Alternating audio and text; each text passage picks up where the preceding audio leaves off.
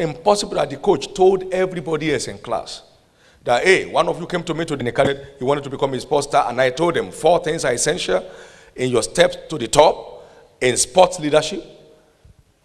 And then everybody wrote it down, but only one person did something with it. My understanding is that somebody here will do something with what we are hearing now. This is so important. We were in some leadership little forum recently, and I said, some of you will think, look, he's just lucky. You know, this man is just lucky. And I said to them, if you will be as lucky as I am, you will be as lucky as I am. The luck is good. But for 10 years, I've been out of Canaan land 3 Sundays. For how many years? That's how lucky I have been. I'll tell you how many times I've gone on leave. Now, for 20 years in Lagos, I've been out of church on Sunday morning 10 times. Wherever I am in the world, I fly in, even if it's 4 a.m. in the morning on Sunday morning. Just to show how lucky I can be. Now, for 28 years, I have kept a work schedule that is not less than 16 hours a day. I'm really very lucky.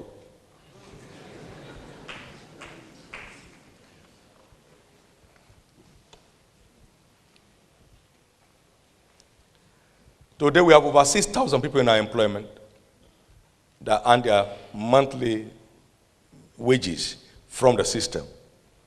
I'm really very lucky.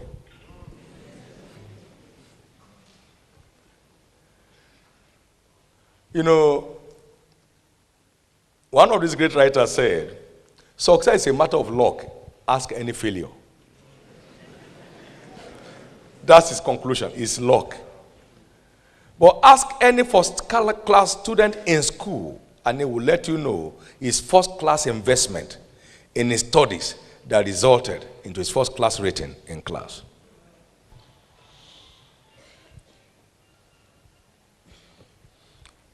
Yonggi Cho was speaking recently, a few weeks ago, in South Korea to a group of people. And he was telling them what he did with his life the last 50 years.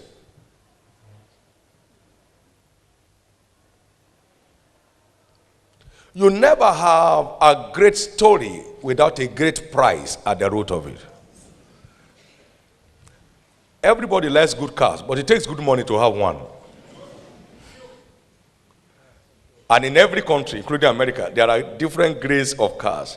You can buy a car for $500. And in the same country, you find somebody buying a car for $5 million.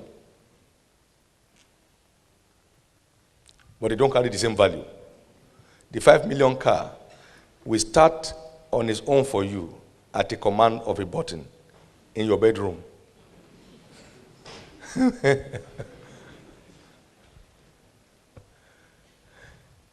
If wishes were horses, they say, beggars will ride.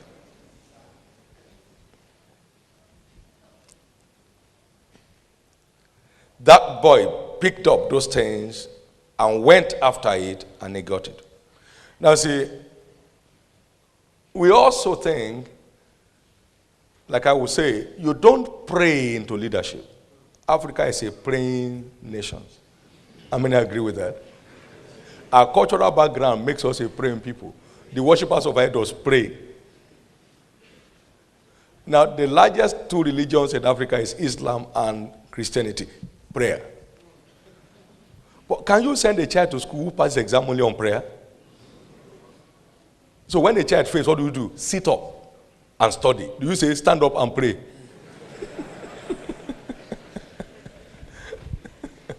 You can't become a leader in your class by prayers.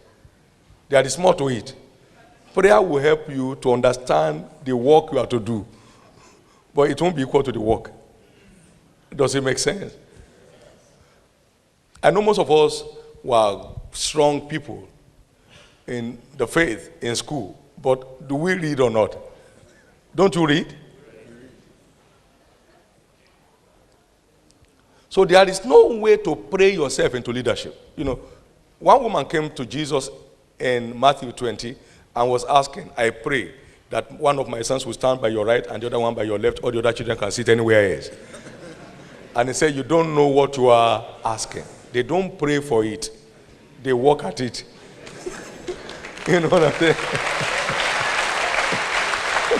They don't pray for it. They work at it. I told my son here when he called me this morning, he said, oh, I've not heard your voice today. I said, yes, but I've been working. He said, I know. Because they know I must work. No matter how late it is, 3:30 in the morning I was up to start setting the day up and getting myself together. And that's it. It's not just about wishing it to happen. It's about working at it.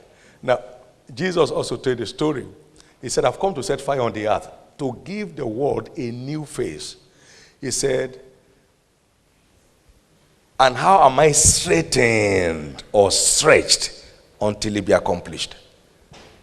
Luke 12, 49 and 50. So there's a stretching that makes a star.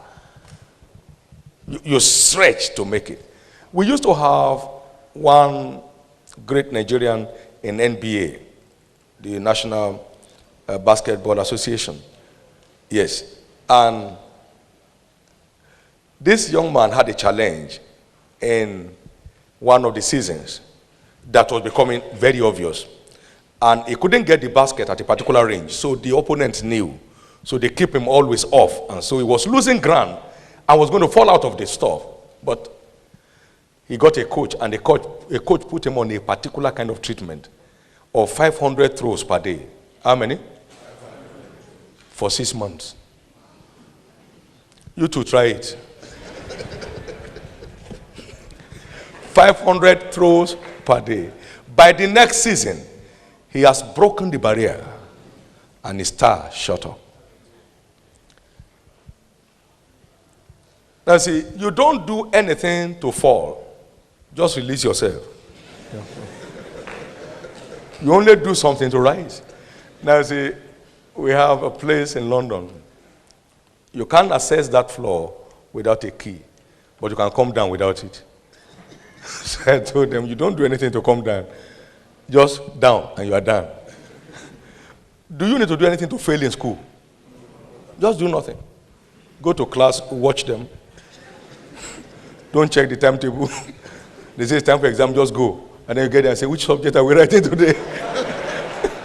You don't need to do anything to fail. You see, most times religious people don't do anything. They only wish they succeed. They just wish that they succeed. I say Billy Graham, very lucky. Kenneth Hagin, super lucky. All those fellows are so lucky. Because they live in America. It's not like us who live in Africa. Africa, what can we do here? That's why you see Africans who go through the desert and they die in their numbers to cross to Europe. They die on the high sea from Dakar. In their numbers. Because they don't want to take responsibility to redefine their own place. I think we are here this morning to give a new definition to Africa. How many believe that a new Africa shall emerge? Where we shall have army of leaders in every area of human endeavor and in every nation.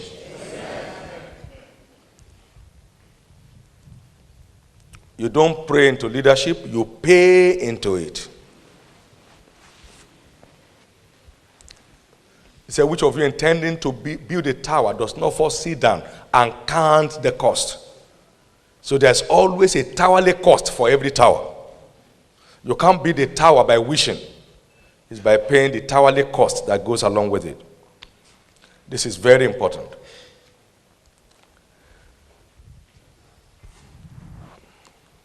Now we also want to recognize that life is a race.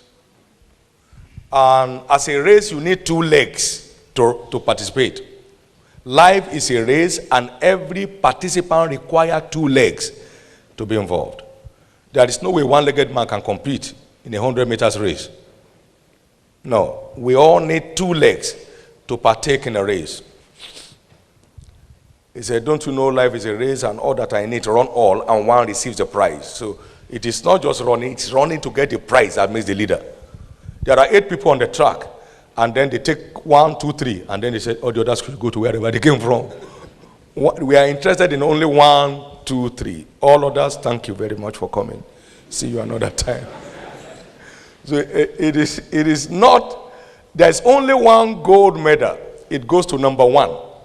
There is silver medal. It goes to number 2. There is bronze medal. It goes to number 3.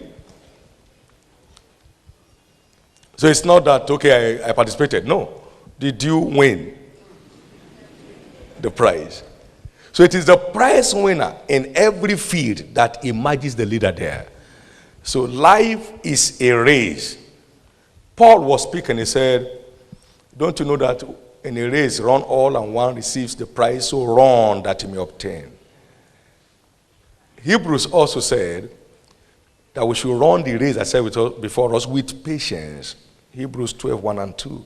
Now, so there's a race that we are involved in. And every time you have a vision is a race. You remember Habakkuk said that he may run. So a vision is a race because you're not the only one that has the vision. So how well you perform in the race is what determines who emerges the leader. Does that make sense? Now, what are the 2 legs? And I'll quickly share them. The 2 legs are essentially capacity and character. What is it? Can I have us say it one more time? Capacity and character. Capacity and character. Capacity and character. Capacity and character. Let me glean it out from 3. You see, there's a man by name Napoleon Bonaparte. How many heard this name before? Napoleon Bonaparte. He said something. He said, the Bible is not just a book. He said, it's a living force that creates its path when applied. Now, what that means is this. There are certain principles that you glean from scriptures that helps to create your desired future. Now, Moses was saying, Jethro was saying to Moses, if you want to accomplish this mission, then position people to share responsibility with you. But these are the requirements for those leaders. 1, he said, look you for among the people able men. Say with me, able. Now the word able connotes capacity. He says, such as fear God, men of truth, hating covetousness. All those 3 equals what? Character. Able, capacity. Such as fear God, men of truth. That means integrity. Hating covetousness. Who will not defraud. That means character. Capacity and character. Now, hear what said about David in Psalm 78 and verse 22. He guided Israel by the skillfulness of his hands and by the integrity of his heart. 78, 72. Skillfulness, capacity. Integrity, character. Now, go down to Acts 6, 1 to 3. Seek ye among the people men of honest report. What is honest report? What is honest report? Now, then full of Holy Ghost and wisdom. What is wisdom? Capacity. Those are the 2 legs upon which great leadership is built. Capacity and character. And then, not to mix the 2 together, they are not the same rating. Capacity is the principal, and character is the sustainer. Whatever capacity delivers, it is character that sustains. Does that make sense? So the two are equally important anyway, but it is capacity first that qualifies for leadership. If you want a driver, the first thing you look for is capacity in driving. Isn't it? No matter how good looking he is, he must be a good driver. If he's applying brake anyhow and told him, take it easy. You are a good man, but this job can't be for you. So he needs capacity first to secure his place. And then character will help him sustain it. But no matter how good he is, you gave him money to go and buy fuel, fill the tank, he puts 1/4. And say, what's happening? Say, maybe the tank is leaking. And they check the floor, there is no fuel on the floor. Now, so for lack of character, he will lose value for his expertise. So it is two together, character and capacity. Capacity and character. Now, here we are in Africa today. There is gross capacity deficiency. Now, don't make a mistake. There are people in ministry today who have never read any book on ministry.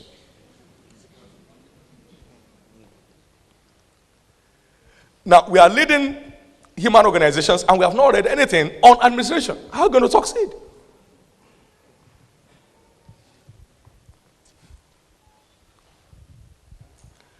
Capacity. Now, if you are traveling anywhere in the world on a long flight, may one Nigerian and one Ghanaian not sit together. They will talk from here to wherever they are going, from here to China, non-stop. They will talk and talk. Even when they sleep, the mouth will still be open. And when they wake up, they say, where did I stop?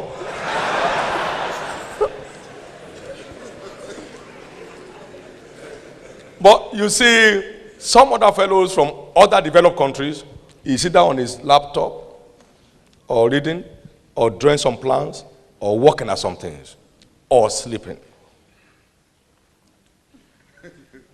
I have been in it many times, so I know what it is. Two Africans, dangerous to sit with on a long flight. They will talk about everything about everyone. What of your children? Where are they? What did he study? Where did he study it?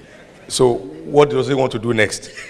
Okay, my own children. Okay, one of them has just left school. The other one is going out. Now, there is no record of all those narratives.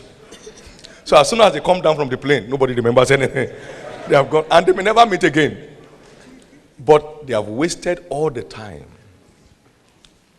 He's going for business, there's no attention on the business. He's going for a conference, maybe to even speak there, but there's no attention.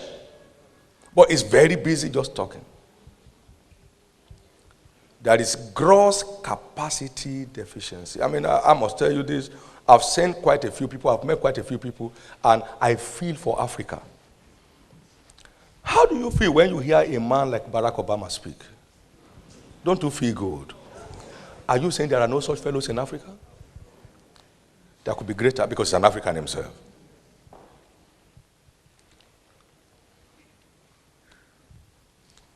It's so important that we address these two issues before we can compete favorably in this new global world.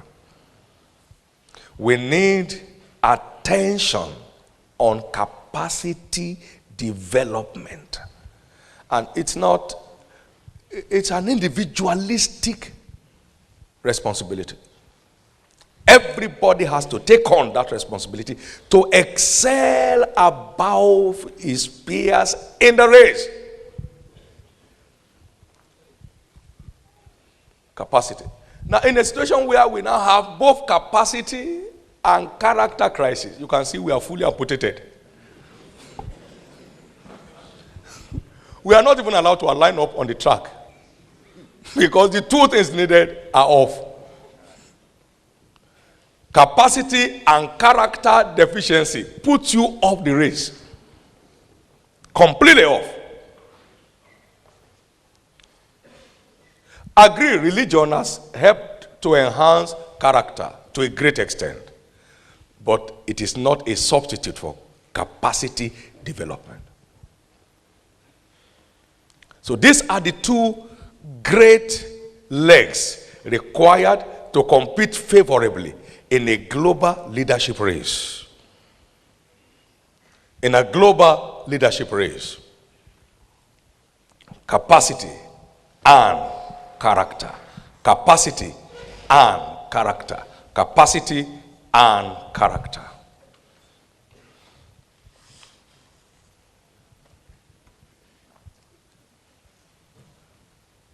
I've put up a module here that I called Leadership Covenant. And we're going to examine 5 of them this morning.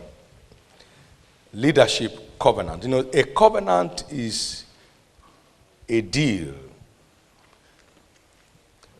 built on well-defined terms and sworn to by an oath.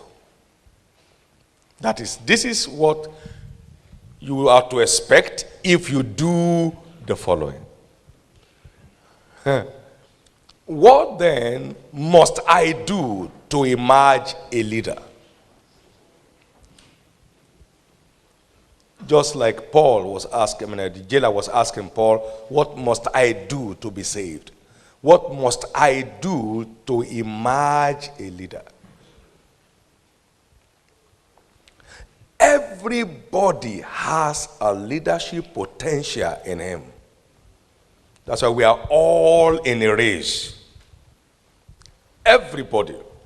But what must I do for the leadership potentials in me to have expressions?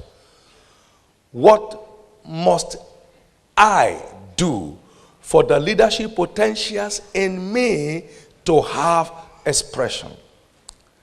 I have found 5 major steps that guarantees your access to the topmost top.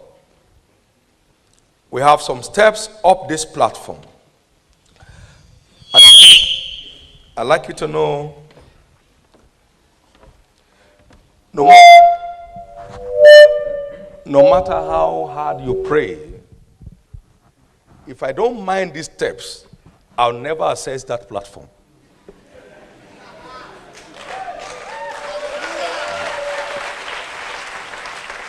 Many of us are trying to access the platform without minding the steps. And so I developed that module to help people know what it takes to get you there. And just anybody can get there. Because everybody has the potentials to be there.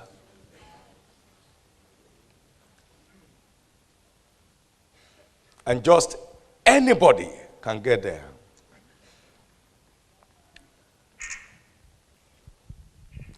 What then are these steps on the ladder? Because leadership is essentially task-defined, vision is number 1 step in the school of leadership. Knowing where you are going is crucial in getting there at all. Where do I belong? What is my field of play? Where is my discipline? Which career do I belong to? Now, that is number 1 gallant step on the ladder to the platform of leadership.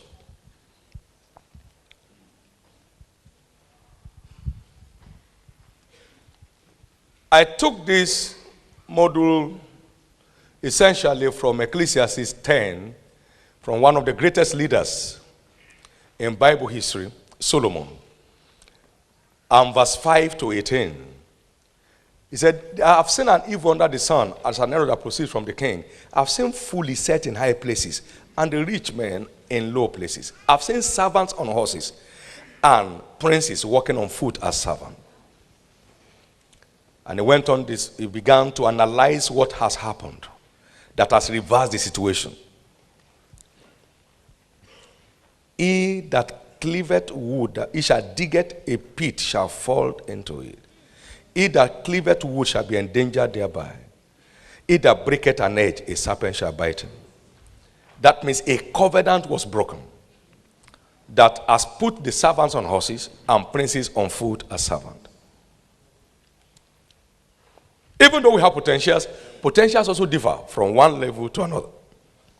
You remember the parable of the talent? He gave some 5, he gave some 3, some 2, and gives another one 1. And he gave to them according to their several abilities. So he has seen somebody with 1 capacity or 1 degree potential riding on horses, and somebody with 5 going on foot, because the covenant of accessing the top has been broken. Then he began to analyze what particular covenants were broken. Then in verse 10 he said, if the iron is blunt and you don't sharpen the edge, then you will need to put in more strength. But wisdom is profitable to direct. So the first broken covenant is direction. Lack or loss of direction. Not knowing where you are going. Lack of vision and purpose for life. So until purpose is defined, leadership cannot have expression. Everybody belongs to some specific places. Some will be in politics, that's where they belong. Others will be in industry, that's where it belongs. Some others will be in ministry, that's where they belong. Some others will be in business, that's where they belong. So everybody, some will be in academics, that's where they belong. Everybody belongs somewhere. And until where you belong is discovered, you are not on your way to the top. Most Africans are satisfied with survival. Very few look forward to impact. That's where we're a continent that is made up of largely mediocres. Well, if you have food to eat and you send children to school, what else are you looking for? What is life? Sit down.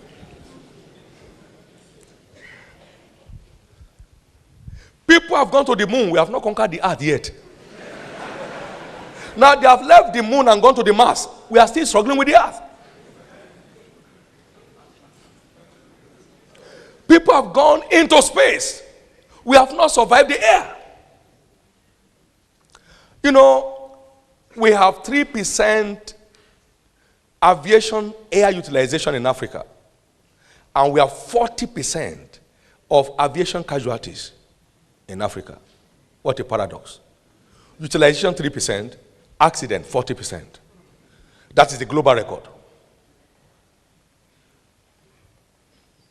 People have gone into space. We are struggling with the earth. Africa cannot feed itself now, except by importation of food from people who took seedlings from us most of the times. So it's so important for us to know that we need to know where we belong so we can recreate our continent in no time. Everybody here belongs somewhere.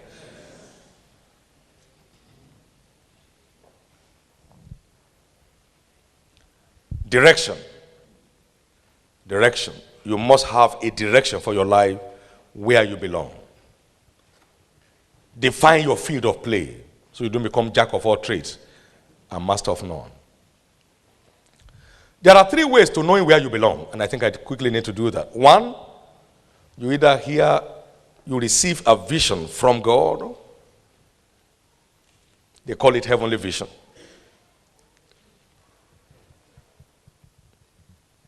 Like you have it in Habakkuk 2, 1-3. You have Paul narrated that in Acts 26, verse 19.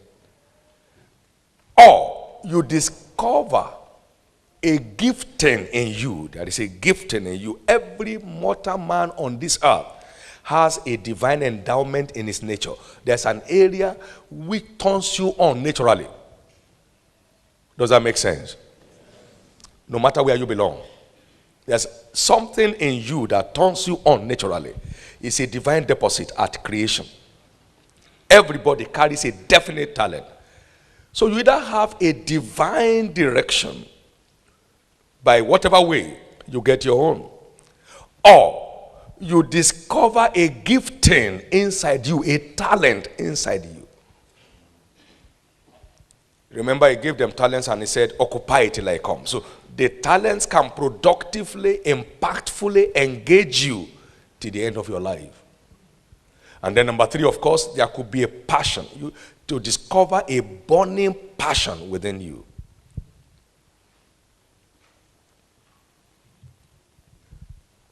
Some of you remember the story of Martin Luther King Jr., right? Who fought this racial discrimination to his knees. It was a burning passion. Burning passion. An area where you desperately look forward to a change. Like Mike Murdoch will say, your passion is in most cases a pointer to the problems you are created to solve.